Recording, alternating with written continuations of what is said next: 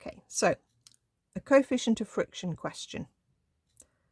So we have a body of mass 20 kilograms at rest on a rough horizontal floor. The coefficient of friction between the floor and the body is 0.4. When a horizontal force of T newtons is exerted on the body, it is on the point of moving. Find the value of T. Okay, so this is not a slope question. We have a horizontal and we have, just draw it as a box, of mass 20g. Because the box is pushing on the floor is pushing back up. So the reaction of the floor pushing upwards. We have a horizontal force of magnitude T.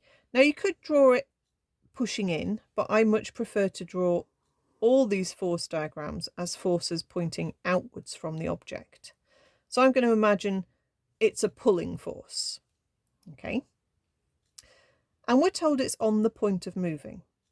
So the thing that's stopping it moving will be the friction force, which will be opposing the motion or opposing the motion that's about to happen. Okay, so that's my force diagram. We've got the coefficient of friction is this Greek letter mu. So we've got mu is 0.4. So whenever we're doing any of these questions, the first thing we need to ask ourselves is it moving? Okay. If it's moving, you apply F equals ma in the direction of motion. If it's not moving, you can say the forces are balanced. Okay, here it's not moving. It's on the point of moving, but it isn't actually moving yet. So the forces are going to resolve and balance horizontally. So horizontally, the forces balance. Okay, if it was moving, we would apply F equals ma. Can't spell balance as I'm talking. There we are.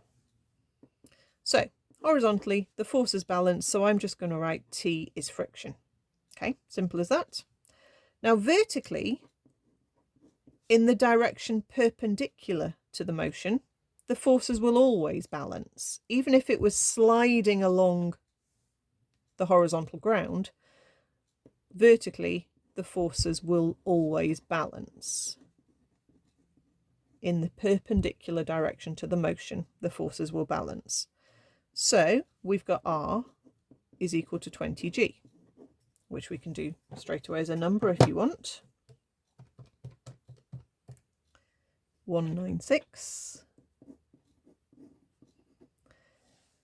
And because we're on the point of moving, we're at our maximum friction. And our maximum friction is mu times your normal reaction. So 0.4 multiplied by 196. Sorry, that was not a point. 0.4 multiplied by 196 gives me 0.4. And therefore our value of T, because T is equal to friction, T is also 78.4. So the idea is that you can pull with a force up to 78.4 and your object won't move. If you pulled with a force that's greater than 78.4, your object will start to move sideways. The friction force will balance the T up to its maximum, and then it will remain at its maximum once it's being dragged along the ground. So if T was 30 newtons and we've figured out maximum friction is 78.4, if T was 30, friction would be 30. If T was 50, friction will be 50. If T is 70, friction will be 70. Okay?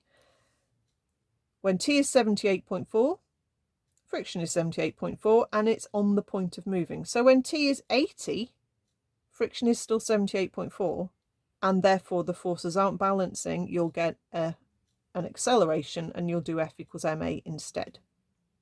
Okay, so they'll sometimes ask, what would happen if T was, and choose a lower number. Okay, so just try and bear what I've said in mind about what's actually going on, that friction balances and increases. So as you increase the T force, the friction force will increase up to a maximum.